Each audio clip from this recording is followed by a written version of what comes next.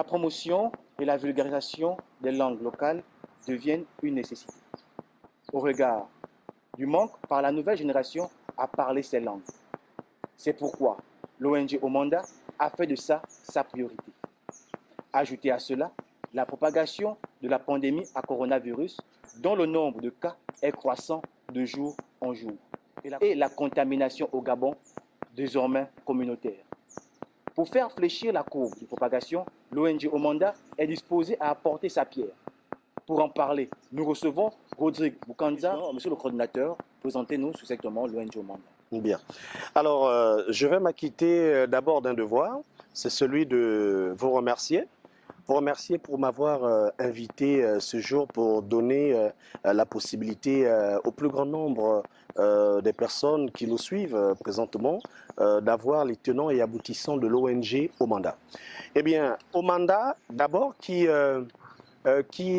signifie en langue apinzi le soleil ou le jour, eh bien, a pour leitmotiv de faire la promotion de tous les peuples minoritaires, les langues des peuples minoritaires, mais également les peuples autochtones. Donc, c'est en un mot la mission générale que c'est assigné au mandat. Vous parlez de langue minoritaire. Revenir succinctement, qu'est-ce qu'une langue minoritaire? Bon, une langue minoritaire peut d'abord se définir par la démographie des membres de sa communauté.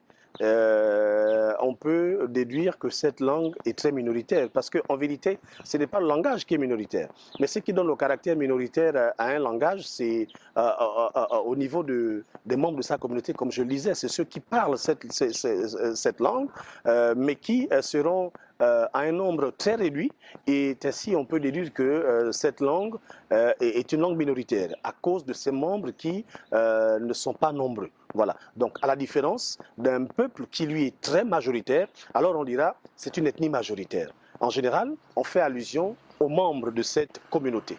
Voilà. Aujourd'hui, au Gabon, nous avons par exemple l'ethnie Fon, vous parlez le groupe ethnie Fon, qui regroupe plusieurs petites ethnies à l'intérieur, mais on ne voit que le groupe Fon. Est-ce qu'à l'intérieur, on peut aussi trouver les ethnies minoritaires que vous pouvez défendre? Bon, oui, on peut trouver aussi des clans minoritaires chez le peuple Ekan, mais il faut dire qu'eux, ils ont beaucoup plus préféré faire la promotion du label, du groupe, et donc mis en devant le mot ou le nom Fon. Et du coup, c'est beaucoup plus dans ce registre-là qu'ils se sont inscrits, ils ont fait la promotion de cela. Et après, nous savons aussi que c'est vrai, avec les déportations et les métissages et les mariages, on peut retrouver les Fons du côté de l'estuaire, on peut trouver des Fons du côté du Haut-Terme dans le grand nombre et dans bien d'autres coins du Gabon. Et ce qui fait qu'aujourd'hui, c'est un peuple qui est considéré comme étant un peuple majoritaire, sinon l'un des plus majoritaires même de ce pays, le Gabon. Donc, à la différence des autres peuples tels que les Apinzi, dont je suis membre, et même d'autres peuples tels que les Pouvis, les Éveillas. Donc, devant nous, eh bien, les Fons restent un peuple majoritaire, même si on peut noter aussi, selon ce que disent certains anthropologues, et d'ailleurs après vérification, qu'effectivement, chez le peuple Ekan aussi, on peut trouver des minorités. Voilà. Mais le peuple Nzébi a fait un passé très récent. On disait aujourd'hui, on dit selon les anthropologues, qui s'est devenu au Gabon très, très majoritaire. Est-ce que vous pouvez affirmer, par exemple, nous savons que dans le peuple Nzébi, on retrouve les Éveillards, on retrouve les Apinzi? Bien, après, il faut savoir que les langues ou les ethnies du Gabon, les peuples ont été repartis sur plusieurs groupes. Je pense que nous comptons plus de 6 groupes. Donc, nous avons toutes ces langues qui ont été classifiées de cette façon-là. Maintenant, après, on sait qu'en termes d'ethnie de langues, on compte une cinquantaine ici au niveau du Gabon. Alors, c'est vrai que quand on parlait un peu des peuples Nzébi, lorsqu'on voit un peu dans ce groupe ethnique-là, on peut insérer certaines langues telles que les Awanji et les Adouma et bien d'autres. Mais par contre, les Éveillas, comme vous le mentionner, on les retrouve beaucoup plus du côté du groupe ethnique Membe. Du groupe ethnique Membe, là vous avez les Apinzi, vous avez les Tsogo, vous avez les Okandais, vous avez même les Pové, vous avez les Éveillas, vous avez les Simba. Voilà, donc ce sont ces ethnies-là que vous retrouvez au sein de ce groupe ethnique. Et c'est de cette façon aussi que d'ailleurs même que la répartition, je veux dire, a été faite au niveau du Gabon. Donc il y a simplement des grands groupes dans lesquels des ethnies ont été simplement unies. Et puis du coup, ça fait que là, on peut voir un groupe ethnique d'un côté, un autre d'un côté. Voilà. Maintenant, toujours est-il que dans ces groupes ethniques, il y a comme des langues leaders. Des langues leaders. Mais leader par rapport à quoi? Mais par sa force. Et quand on parle de la force de cet ethnie leader, on fait aussi allusion, on fait, allusion à sa démographie. C'est-à-dire que le nombre des membres justement de cette communauté qui était une communauté très influente parce qu'elle est vraiment assez nombreuse. Après, il y a aussi d'autres aspects sur lesquels on peut juger la force d'une communauté, d'une ethnie. Ça peut être l'aspect économique, ça peut être l'aspect politique, et comme aussi ça peut être même l'aspect, je vais dire, religieux, traditionnel, au niveau des rites. Là aussi, on peut dire que c'est un peuple qui est leader parce qu'on a eu la possibilité justement d'observer la force spirituelle que dégage ce peuple-là. Donc c'est un peu ainsi qu'on peut essayer de classifier différentes ethnies au niveau du Gabon qui sont reparties en groupe. Alors, depuis combien de temps l'ONG Omanda existe? Bon, l'ONG Omanda est une ONG qui est naissante. Nous sommes entrés de façon officielle, non, de façon officieuse. Nous sommes en train d'aller à notre deuxième année, mais de façon officielle, nous allons célébrer notre première année d'anniversaire le 2 novembre prochain, date à laquelle Omanda va faire son apparition de façon officielle sur le plan médiatique et même sur le plan juridique. Voilà. Vous dites de manière officielle, mais de manière officieuse. Omanda a déjà commencé à mener beaucoup d'actions. Oui, oui. On vous a vu auprès des populations, on vous a vu auprès des familles démunies, on vous a vu auprès des peuples autochtones. Parlez-nous un peu des actions que vous avez déjà menées. Bon, mais les actions, il faut le dire que si on peut d'abord revenir un peu sur officiel et officieux, c'est parce qu'on sait que nous, les hommes, lorsque nous avons la pensée de mettre en place une activité, eh bien, on met en place l'activité d'abord dans un cadre assez restreint. On évolue pas à pas jusqu'à ce qu'on va se dire finalement qu'il faut essayer de changer un peu de paradigme, aller un peu plus, je vais dire, essayer d'élargir le champ de vision. Et comme nous sommes dans une société qui est nommée par des règles, eh bien, qui est nommée par des règles, eh bien, là, on va simplement décider de pouvoir maintenant essayer de mettre en place toute la logistique juridique nécessaire pour que nous soyons reconnus de façon officielle, mais également aussi de pouvoir avoir l'accès à certains départements. Omanda a commencé à mener ses actions de façon officieuse d'abord, avant d'être reconnu juridiquement par les plus hautes instances, donc en tête desquelles on a le ministère de l'Intérieur et bien d'autres. Alors, nous avons commencé à mener un bon nombre d'actions parce qu'il était important pour nous de commencer déjà à nous faire connaître, nous faire savoir au niveau de notre entourage d'abord. Parce que, imaginez-vous, vous êtes un enfant, par exemple, je prends l'exemple d'un quartier de Kingele. Alors, vous voulez commencer à mener des actions au bénéfice du plus grand nombre. Vous n'allez pas d'abord aller commencer à mener ces actions au niveau du charbonnage ou au niveau d'Akanda. Vous allez commencer tout de même d'abord au sein de... bon, quand je prends l'exemple du quartier, je ne fais pas forcément allusion au Matiti, mais je vais beaucoup plus un peu dans le cadre simplement quartier ou encore commune. Donc, si vous voulez, on reste un peu en termes de communes, vous voulez poser des actions pour toutes les communes de votre pays ou encore de la province dans laquelle vous êtes. Alors, à ce niveau, vous n'allez pas commencer à aller poser des actions dans une autre commune, au lieu de commencer d'abord chez vous. Et quand vous commencez à poser des actions chez vous, mais la commune voisine ne vous connaît pas. Peut-être qu'elle n'a jamais entendu parler de votre existence et même des actions que vous menez.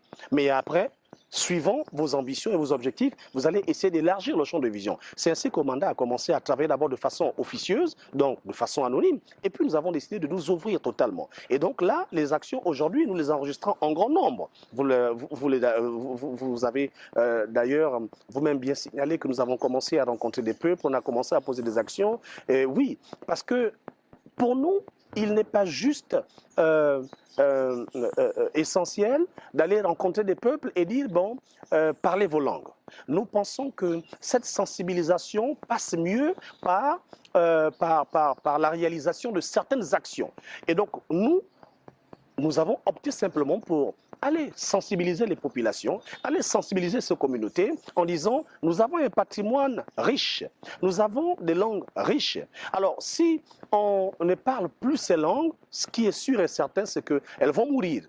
Mais si ces langues meurent, c'est aussi nous qui mourrons, parce que nous sommes parfois identifiés par rapport à notre aspect culturel. Mais quand on parle de culturel, ce n'est pas juste le folklore, donc on voit les chants et les danses, non, mais c'est aussi le langage. Aujourd'hui, nous sommes tous enveloppés par la francophonie, mais quand on parle de la francophonie, on fait référence tout de suite à un peuple, on fait référence à un langage, à une façon de parler, de nous exprimer et même de nous comprendre dans la société. Alors nous avons dit, s'il faut aller demander à ces populations de prendre conscience, ou encore ces communautés, de prendre conscience de la richesse de nos langues, eh bien, faudrait que ça puisse passer par des actions.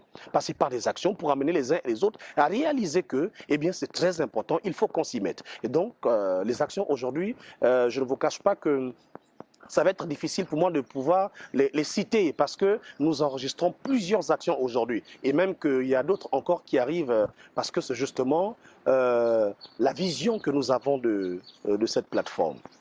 Vous avez du mal à les citer. Moi, par contre, j'ai une qui m'a très marqué, la célébration de la Journée mondiale des langues locales. Oui. On a vu au mandat, au four et au moulin, et très engagé à l'intérieur. Oui. Aujourd'hui, quel résultat, quelle satisfaction avez-vous par rapport à cette journée? Déjà que vous nous avez vu lors de cette journée, effectivement, c'était une initiative de l'ONG Omanda.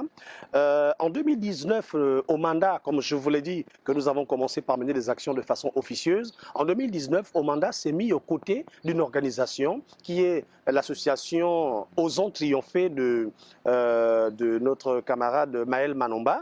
Alors, c'est elle qui, pour la première fois, invite l'ONG Omanda à prendre part à cette journée internationale.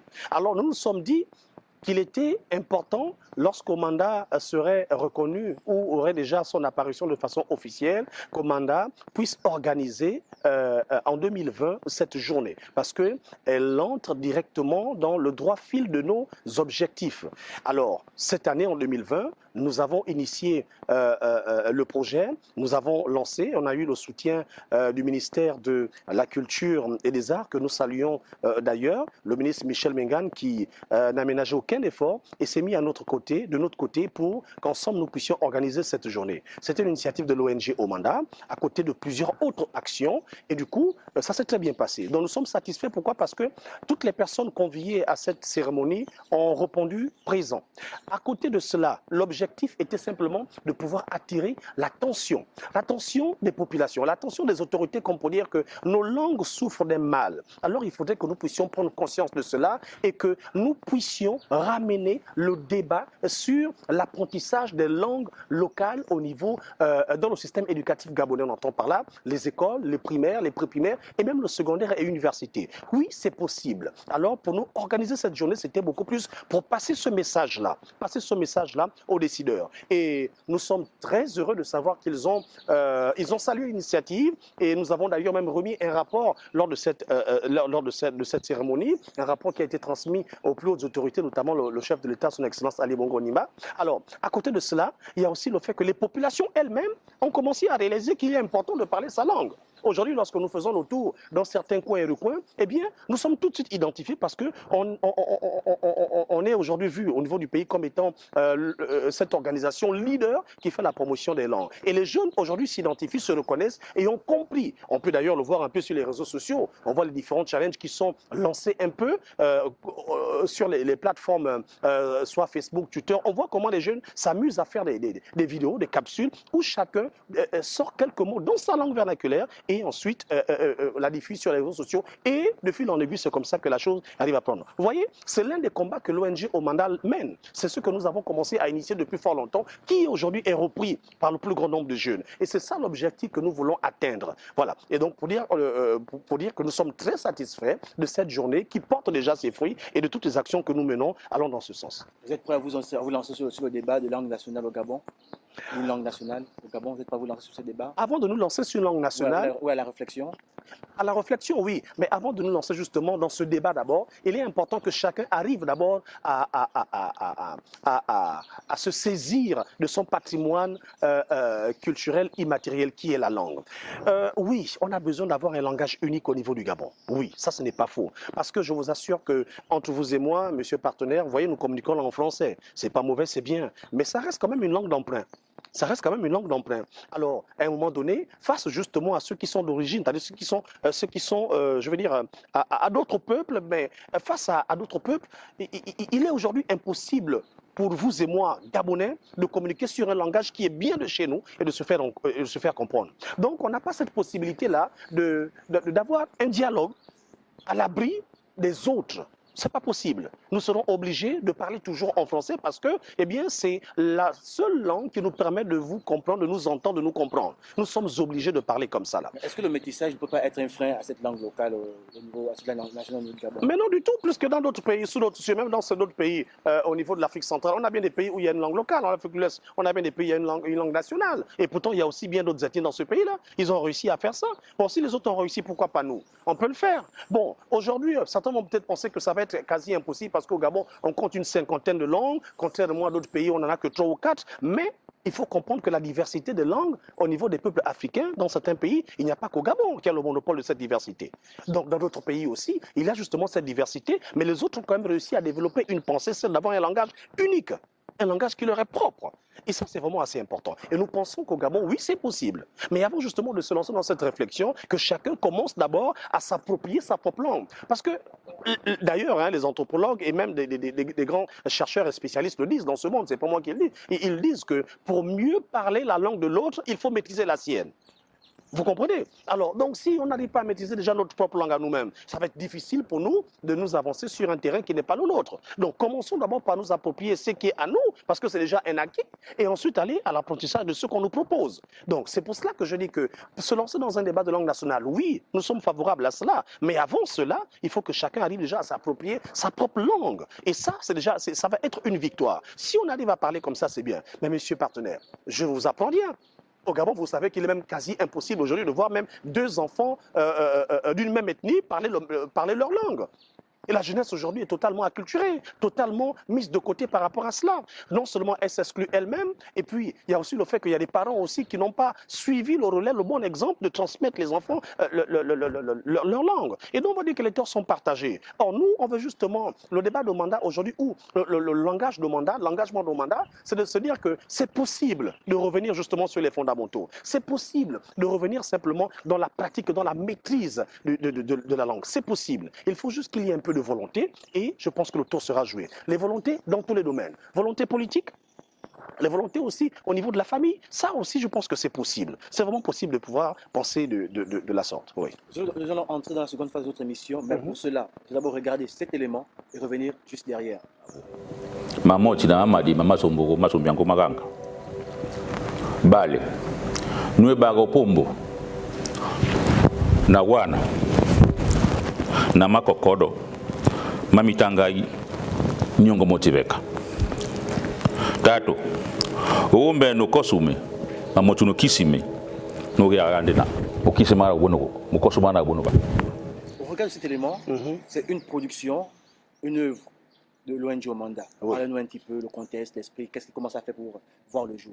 Bon, le monde entier traverse une crise sanitaire et c'est le Covid-19, ce virus qui devient une pandémie et le Gabon n'est pas en marge. Nous sommes aussi frappés de plein fouet par ce virus. Aujourd'hui, nous comptons plus de 500 cas déjà testés positifs. C'est pour dire que le coronavirus vraiment bat son plein dans notre pays, le Gabon, et nous avons tous un seul désir, c'est de voir ce virus disparaître totalement et qui ne reviennent plus jamais dans notre pays parce qu'aujourd'hui, avec 8 décès enregistrés, c'est 8 familles endeuillées et je vous assure que le Gabon étant un petit pays, à cause de sa démographie déjà, et même sur le plan de la superficie, c'est énorme pour nous d'enregistrer 8 décès et de voir qu'il y a plus de 300 à 400 personnes qui aujourd'hui sont totalement confinées dans des endroits parce que cette maladie, mais vraiment les terrasse. Alors, c'est suite à cela, suite à la présence de ce virus, que l'ONG Omanda, eh bien, s'est sentie totalement concernée.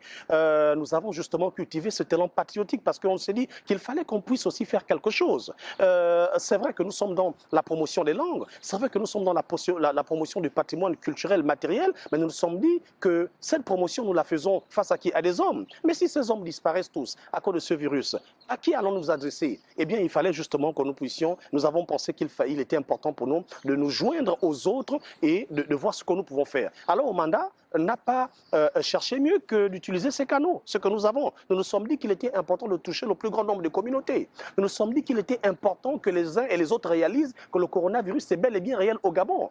Parler en anglais, c'est une bonne chose, mais est-ce que ça atteint le plus grand nombre? Parler français, c'est une bonne chose, est-ce que ça atteint le plus grand nombre? Nous nous sommes dit qu'il était important de toucher chaque communauté. Alors, Pour ce faire, nous avons simplement décidé de réaliser ces capsules de sensibilisation en langue vernaculaire pour que soit un leader politique, un leader religieux ou même un jeune leader de sa communauté puisse parler en sa langue vernaculaire pour s'adresser à tous les membres de sa communauté. C'est-à-dire que ceux des coins du Gabon et même des recoins, pour ne pas que chacun utilise le prétexte que je n'ai pas saisi le message qui a été donné en français, je n'ai pas saisi le message qui a été donné en anglais. Donc, puisque nous savons qu'il y a d'autres organisations qui ont commencé à sensibiliser en français, sensibiliser en anglais et dans d'autres langues des langues importées, nous nous sommes dit qu'il fallait s'attaquer sur les langues du Gabon. Et c'est pour cela que vous avez vu que nous avons réalisé simplement ces capsules de sensibilisation en langue locale. Et là, c'est chacun qui s'adresse à sa communauté. Voilà, donc c'est l'exemple que nous donnons aussi aux autres comme pour dire qu'au Gabon, oui, il y a de la capacité. Au Gabon, il y a des intelligences. Au Gabon, il y a de quoi faire. On peut faire certaines choses. D'où justement ces capsules que vous suivez. Et depuis la diffusion de ces capsules, nous avons beaucoup de bonnes réactions. Des gens qui comprennent mieux désormais que la pandémie est là et qui se battent désormais à appliquer, à respecter les gestes barrières. Voilà, donc c'est un peu ce que je peux dire. Vous avez pris, on va prendre une ethnie comme ça, parmi tant d'autres que vous avez prises. L'ethnie est à Pindi. Oui. On a vu l'honorable Mabala venir s'exprimer en langue Apindi pour sa communauté. Oui. Est-ce que les Apindi font parmi des langues minoritaires? Mais oui, l'ethnie Apindi est minoritaire, mais après, maintenant, lorsqu'il faut repartir un peu dans la genèse, un peu dans l'historique de chaque ethnie au niveau du Gabon, c'est vrai qu'il y a toujours des choses à dire. Bon, toutes les fois que je suis un peu sur certains plateaux, lorsque j'échange avec mes pairs d'autres organisations, il y en a qui se refusent comme étant des langues minoritaires, parce que lorsqu'on repart un peu dans l'historique de chaque ethnie, on va comprendre que c'est d'abord tel peuple qui a commencé avant tel peuple, et puis les autres peuples sont nés de tel peuple, et du coup on se voit comme majoritaire. Mais je dis oui, c'est pas mauvais de penser ainsi, et d'ailleurs je pense aussi pareil. Mais la réalité aujourd'hui, c'est que le métissage. Le métissage est lié parfois au mariage et à d'autres aspects. Aujourd'hui, parfois, est entré comme de restreindre certaines communautés. Et ça, c'est une réalité que nul ne peut ignorer. L'ethnie Apindi ou le peuple Apindi est devenu très minoritaire, ça il faut le dire. Et je ne crois pas que quelqu'un pourra me démentir un peu sur cette question. Donc les Apindi, oui, peuple minoritaire, comme bien d'autres d'ailleurs. Et aujourd'hui, on peut comprendre que toutes les peuples, toutes les ethnies qui se retrouvent au niveau du groupe ethnique Membe, elles sont minoritaires. Vous avez les Mitsogo, vous avez les Pouvi, vous avez les Evia, les Simba et bien d'autres. Et même au niveau, même si on quitte un peu l'Angounio pour aller dans le Gololo, vous verrez aussi que là, il y a des ethnies minoritaires là-bas. Allons-y dans le Haut-Ogooué. Nous avons découvert que le Haut-Ogooué est simplement cette province qui regorge en son sein le plus grand nombre des communautés minoritaires, d'ethnies minoritaires. Et donc, c'est une réalité que nul ne peut ignorer aujourd'hui. Bon, après, si on va un peu sur la question historique, il y a des choses à dire. On peut justement revoir un peu la thèse qui vient définir que telle ou telle ethnie peut être minoritaire. Mais si on se base sur la réalité actuelle, oui, il y a même des langues qui tendent à disparaître. Il y a même des peuples qui sont en voie de disparition, des ethnies. Et ça, je vous assure que ça, c'est grave. Lorsqu'on essaie de voir un peu, de faire le bilan, selon nos recherches, les statistiques, je vous assure que sont totalement assez tristes. Lorsqu'on essaie de voir qu'il y a des ethnies, aujourd'hui, quand on découvre une ethnie, mais c'est compliqué. Vous avez l'impression, vous dites que vous êtes dans quel pays? Parce qu'on a fait le constat qu'il y a des ethnies qui existent au Gabon, ou même, moi qui vous parle, quand je me lançais dans ce combat, j'ai découvert tellement de choses. Et vraiment, c'est pour dire qu'il y a trop d'ethnies minoritaires au Gabon. Vous avez dit tout à l'heure que dans la province du Haut-Ogooué, c'est le plus grand nombre, la province qui regorge le plus grand nombre de... Oui, l'une des provinces qui regorge le plus grand nombre. Nous savons que dans notre pays, la province qui gère le pays depuis plus de 40 ans, c'est cette province. Et dans la plupart des institutions sont gérées par cette province, ou même dans les années fin 2000, fin 80, 90, début 2000, il y avait cette nouvelle province qui a été créée, le Haut-Ogooué-Lolo.